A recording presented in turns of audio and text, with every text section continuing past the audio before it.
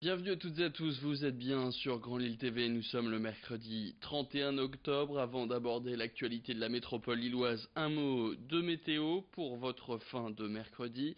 Les averses de cet après-midi vont se poursuivre dans la nuit, donc si vous avez prévu de faire le tour du quartier pour récupérer des bonbons par exemple pour Halloween, eh bien il va falloir mettre le kawaii au-dessus du déguisement. Demain jeudi, la matinée sera mitigée entre soleil et nuages. Les averses, elles, seront de retour, notamment sur le littoral dans l'après-midi. Mais ce jeudi férié sera un peu plus chaud que ce début de semaine. On attend entre 12 et 13 degrés au meilleur de la journée sur la métropole. Les prévisions météo plus complètes, c'est après ce flash. L'actualité maintenant, et je vous le disais, hier à Lille, c'était la deuxième édition de la Coupe de France de football des sans-abri. Un projet porté par la ville et organisé par le collectif des SDF. En tout, ce sont 14 centres d'hébergement qui se sont réunis, chacun en équipe, pour s'affronter sur un terrain de foot. Des participants qui viennent de parfois plus loin que la métropole lilloise, comme par exemple de Maubeuge ou de Valenciennes. Pour l'instant, cette Coupe de France n'est en fait que la Coupe des Hauts-de-France, mais le but à terme, c'est qu'elle puisse être étendue à tout le territoire national. Une fois que cette compétition se sera un peu plus répandue, les centres qui se sont parfois préparés depuis de longues semaines avec les SDF pour cette compétition à laquelle a assisté pour nous Lucille Berthe-Constant. Je trouve ça important parce que justement ça permet aux gens de tous se retrouver et des personnes qui sont en situation d'exclusion sociale justement de passer un bon moment et aussi de se valoriser parce que c'est dans des moments comme ça où ils se sentent mieux et voilà, l'esprit d'équipe aussi. Ancienne sans-abri, je trouve ça important justement de jouer pour les sans-abri. L'année dernière j'ai joué, il me semble que j'étais la seule joueuse, mais c'est très bien, j'aime. Donc justement, je joue avec tous mes coéquipiers. On n'a pas l'habitude de se retrouver tous ensemble parce que justement, chacun il travaille. Et là aujourd'hui, je travaille pas, donc j'ai de la chance de partager ce moment-là avec toutes mes équipes. Football toujours, et on parle maintenant des joueurs du Racing Club de Lens qui étaient en métropole lilloise cette semaine. Le PMU étant sponsor du club artésien, les joueurs sont allés à la découverte de l'hippodrome de Marc-en-Barœul. Ils ont pu y voir les écuries et découvrir ou redécouvrir les courses en live. C'était aussi et surtout l'occasion pour eux de rencontrer leurs supporters qui vivent en métropole lilloise malgré la rivalité entre Lens et le LOSC. Plusieurs centaines de personnes étaient tout de même présentes pour dédicaces et selfies. Certains supporters ont même fait plusieurs centaines de kilomètres pour profiter de cet événement où les footballeurs lensois étaient vraiment accessibles. Xavier Silly était sur place pour nous. Originaire du Nord mais habitant maintenant dans le Puy-de-Dôme, on est venu exprès cette semaine pour voir un match du Racing Club de Lens contre Châteauroux et profiter de la séance dédicace à Marc-en-Barœul. Parce que c'est une occasion aussi pour mon fils Gabin de les voir en direct et en chair et en os, quoi. Un joueur préféré, c'est qui, pourquoi Gomis parce qu'il court vite et Ambrose parce que je l'aime bien. Les matchs qu'il peut pas voir, papa lui raconte. Voilà.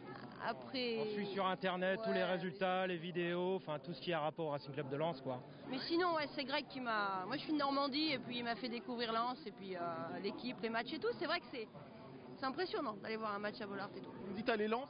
Allez Lens.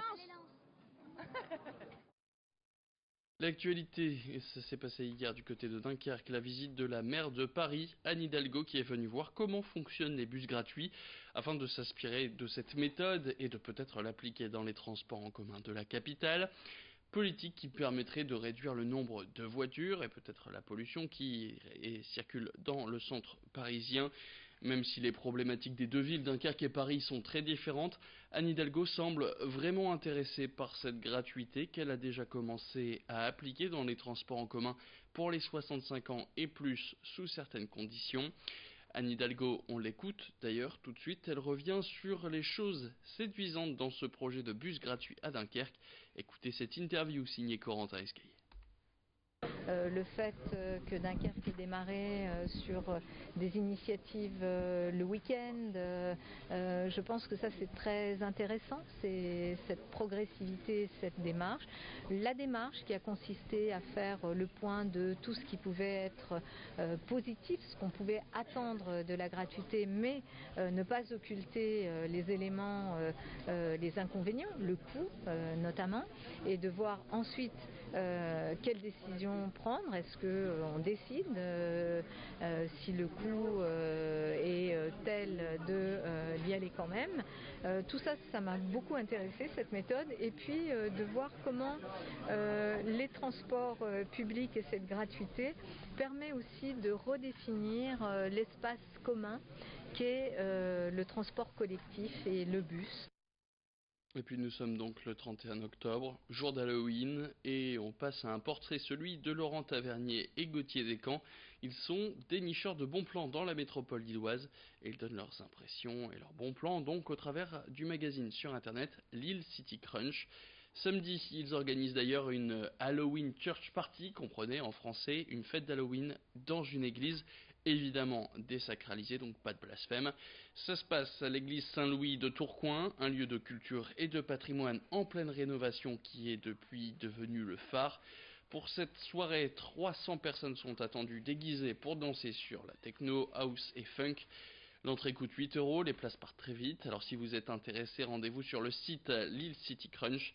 Idil Gunay a rencontré Laurent Tavernier et Gauthier Descamps, on les écoute.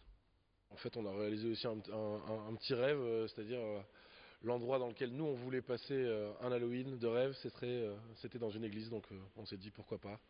C'est une église qui a été rénovée depuis plusieurs années, mais qui est restée dans son jus, donc il y a encore plein de symboles religieux. Il faut préciser que c'est une église désacralisée, donc voilà, on est dans un lieu qui n'est plus sacré. Mais voilà, c'est vraiment une belle église qui a été rénovée, et là pour la soirée, elle sera habillée de sa plus belle robe de fête. Il y aura tout un effet son et lumière, donc on sera vraiment dans on va dire une boîte de nuit, mais en réalité dans une église, quoi. Et puis l'actualité de la métropole lilloise en bref, c'est le Goemio, le célèbre guide gastronomique, qui a remis ce mercredi son palmarès pour cette année 2019. Et à Lille, le restaurant Le Roseau, situé rue de la Monnaie, a été doublement distingué. Son chef, Diego Delbecq, est cité comme jeune talent. Camille Payot, elle, est sacrée jeune pâtissière de l'année.